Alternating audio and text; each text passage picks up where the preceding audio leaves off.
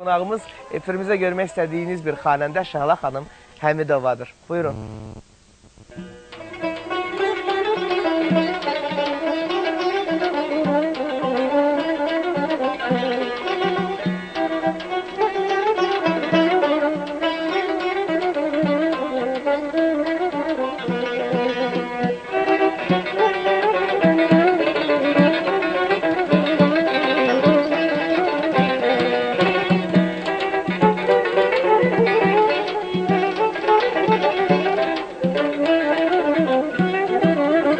Güzelim ürəkdən bağlayam sənə, əziyyət verərmi sevən sevənə.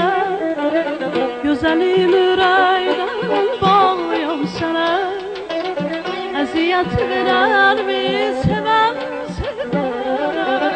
Yandırdın qəlbimi ana, ey qaşlar kaman, bu eşqimə inan yar. Sensiz yaşaya bilmərəm, ey nazenin canı, bu eşqimə inan. Yandırdın qəlbimi aman, ey qaşlar kaman, bu eşqimə inan yar. Sensiz yaşaya bilmərəm, ey nazenin canı, bu eşqimə inan.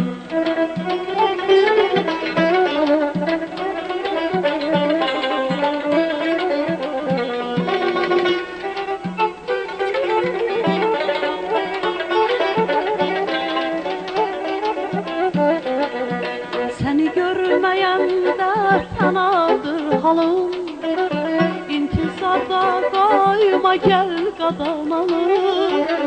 Seni görməyəndə fənadır halım, İntizarda qoyma gəl qadanalım. Yandırdın qəlbimi aman, ey qaşları kaman, bu eşqimə inan yar.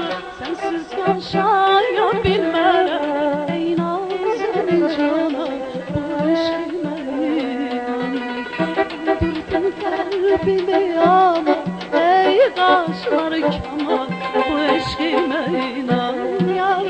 Sensiz yaşaya bilmərəm, ey nazenin canı, bu eşqimə inan. Yandırdın qəlbimi aman, ey qaşları kaman, bu eşqimə inan yar. Sensiz yaşaya bilmərəm, ey nazenin canı,